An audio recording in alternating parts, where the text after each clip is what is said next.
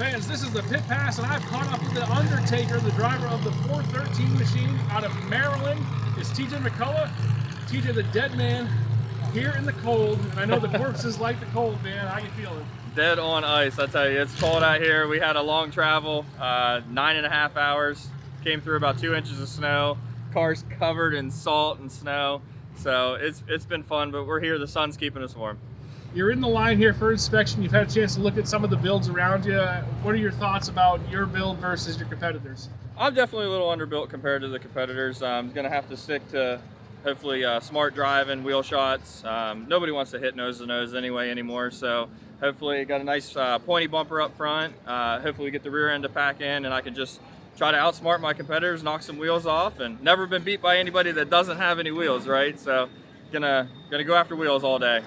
So a little bit of smart driving, Yeah. and not necessarily being easy, but being smart with your shots. Absolutely. I think, you know, a 10-mile-an-hour shot that's, you know, a precision hit does a lot more damage than, you know, missing by 3 feet and cracking somebody in the cage. So I'm going to try to make sure that, you know, I get within 20 feet and smack a wheel, knock it over. And then obviously we're going to need a lot of luck on our hands. With that kind of driving style, I sort of personally drive that way too. Mm-hmm. So do you set your gearing a certain way? Do you have your engine set a certain way so that you have that snap response? Exactly. Like when we were over in the other place, as soon as I put it in gear and just tap the throttle, I mean, it's a very snappy build. You know, Fabry-built engines, just an awesome engine. This is actually my low horsepower engine, but the way it's geared, the way the transmission's built, it's very snappy. And I like that because I run a higher RPM, can't really go all the way across the track and full track somebody, so it saves my car, and I can still hit somebody from 20 feet away and really give them a good one. I love that. Yeah. I think you really wake up guys when you hit them like that, because they don't expect that kind of hit at a short distance. Right, yeah, 20 feet away, you see somebody, you look to your right or left, and you see somebody 20 feet away, you kind of feel relatively safe, but if you can do some damage from 20 feet, that's where it's at in this derby world these days.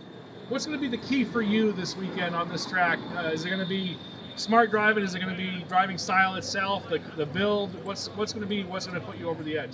I think what would put me on the edge is surviving the first 5 minutes. I think once you survive the first 5 minutes, you really understand what's going on in the heat. You can really see who's working with who. Politics are always going to be involved in it. Maybe we'll find some friends out there. I don't know how they're going to treat a guy from Maryland, but we're going to find out soon enough. TJ, I love to hear that, man. Hope things go well for you on the track. We're definitely excited to see you hit the track here at Sturgis. It's always an exciting show, and it's about to get better. All right, man. Thank you very much. Thanks, TJ.